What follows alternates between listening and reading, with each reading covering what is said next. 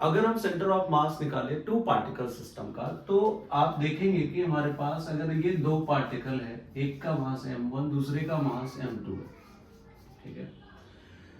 ये इन दोनों के बीच का गैप r है, और इसका अगर हम x कोऑर्डिनेट लिखे तो ये, अगर सबसे पहले हमें centre of mass of two particle system निकालने के लिए एक जगह ओरिजिन मानना पड़ता है, तो हम लेफ्ट और बॉटम मोस्ट पॉइंट को ओरिजिन मानने की कोशिश हर क्वेश्चन में करते हैं ताकि हमारा क्वेश्चन इजी जाए।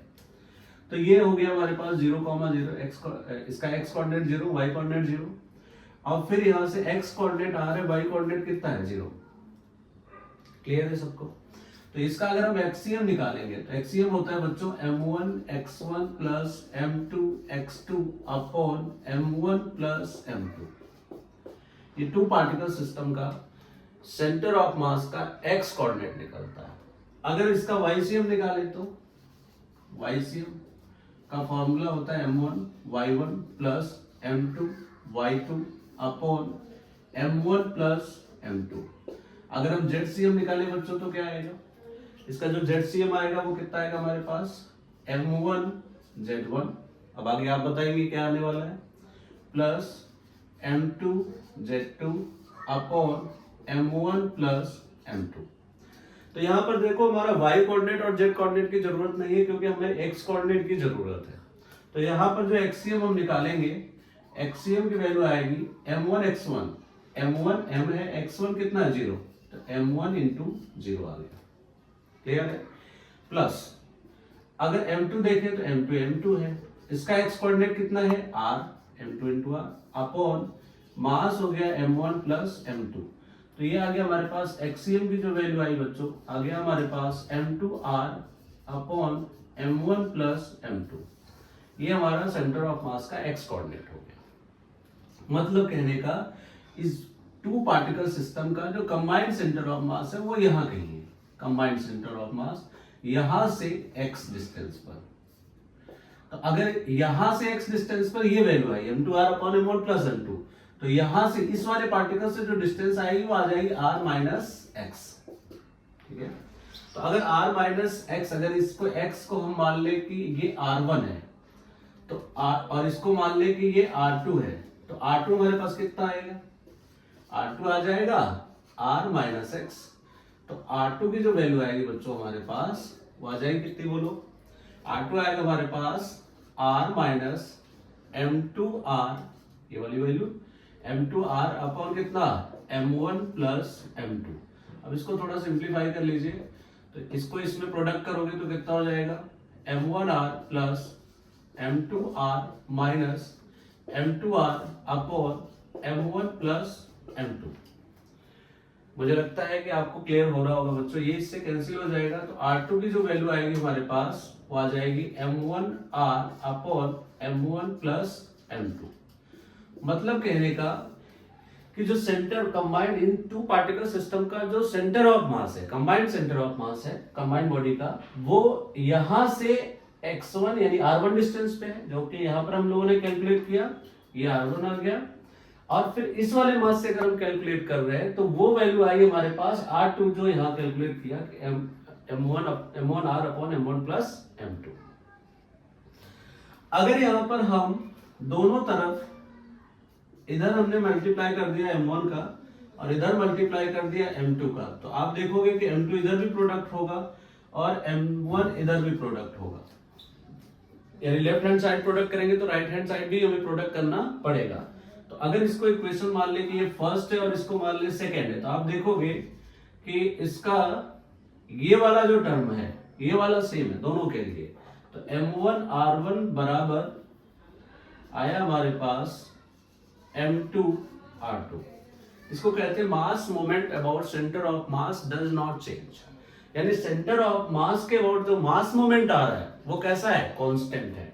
यानी अगर इसका इसके साथ प्रोडक्ट करें तो जो वैल्यू आए वो इसके साथ प्रोडक्ट करने पर भी आनी चाहिए। यानी m1 r1 बराबर कितना है हमारे पास m2 r2।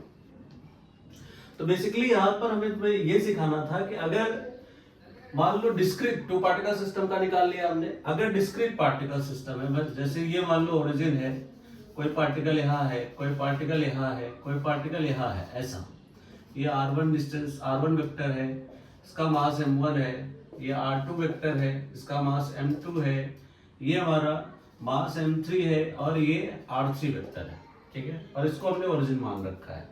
तो इसके रिस्पेक्ट में मान लिया सेंटर ऑफ मास यहाँ कहीं आ रहा, तो यहाँ कहीं अगर सेंटर ऑफ मास आ रहा है तो ये आ गया RCM vector, position of centre of मास। यहाँ पर हम टोटल मास को रख सकते हैं, यहाँ पर कंबाइंड सिस्टम का जो सेंटर ऑफ मास आएगा वहां पर हम ये अज्यूम कर सकते हैं कि यहाँ पर सारे मास यहाँ पर रखे हुए।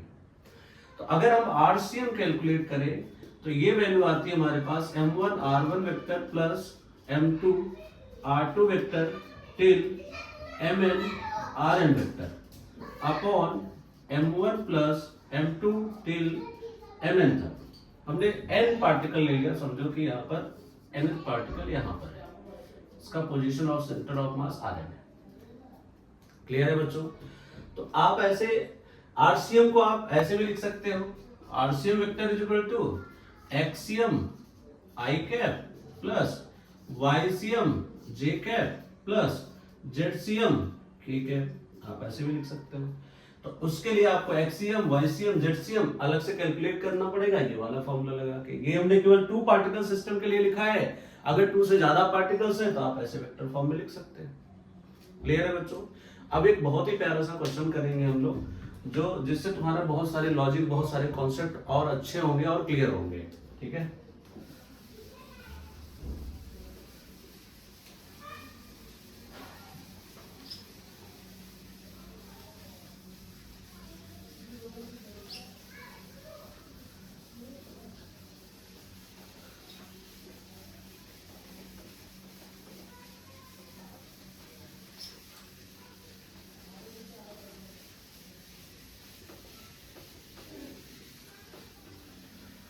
अब देखो एक बहुत ही प्यारा सा क्वेश्चन लेते हैं क्योंकि अक्सर पूछा जाता है। समझो हमारे पास ये एक स्क्वायर है, ठीक है, और स्क्वायर के कॉर्नर्स पर 4 आइडेंटिकल मासेस रखे, मतलब यहाँ पर एक मास रखा हुआ है ऐसे, एक मास यहाँ पर रखा हुआ है, एक मास यहाँ पर रखा हुआ है और एक मास यहाँ पर रखा हुआ है। साइड लेंथ समझो L है, साइड लेंथ कितनी है L। अगर स्क्वायर है तो सारी साइड लेंथ सेम रहेगी। अब इसका मास m है, इसका भी मास m है, इसका भी मास m है और इसका भी मास m है, आइडेंटिकल मासेस है। क्लियर?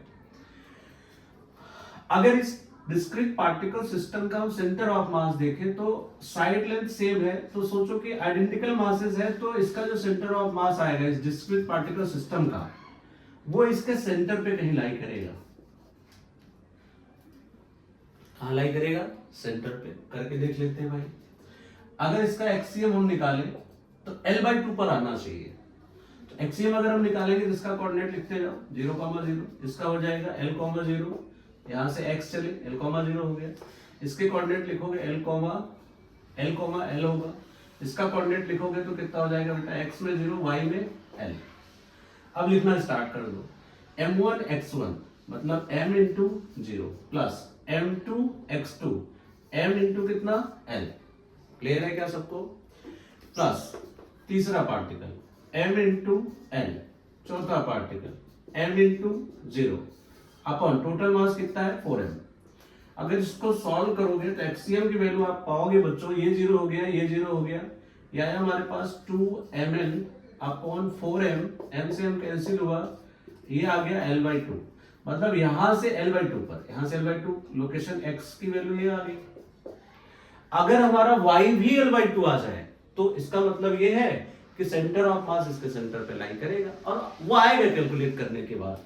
आप YCM देखो, YCM देखोगे तो आप लिखोगे इसका m1 y1 0, इसका y1 0 plus m2 m y2 भी 0 प्लस m3 y3 भी कितना आएगा? y3 कितना है? L plus m4 m y4 कितना है? L अपॉन टोटल मास कितना है? 4m। क्लियर है? तो YCM कैलकुलेट करोगे तो ये अगेन देखोगे ये 0 ये 0, यहां पर आ गया वैल्यू हमारे पास कितना? 2ml अपॉन 4m, m से m कैंसिल हुआ, 2 2 4, ये वैल्यू अगेन आ गई L/2। मतलब यहां से अब कितने डिस्टेंस पर? L/2। इसका कोऑर्डिनेट हो गया L/2 कॉमा L/2। क्लियर है बच्चों? तो अब ये बस तुम्हें सिखाना था, इस पे जो अच्छा क्वेश्चन बनता है वो हम लेने वाले, उससे आपका कॉन्फिडेंस लेवल बहुत अच्छा हो जाएगा और उस पे हम एक दो प्रॉब्लम नहीं, बहुत सारे प्रॉब्लम कर सकते हैं और बैक टू बैक न्यूमेरिकल्स आपको बना के बता देंगे। जैसे मान लो उन्होंने कहा ये हमारे पास एक स्क्वायर है और स्क्वायर के कॉर्नर्स पर आइडेंटिकल मासेस रखे हैं।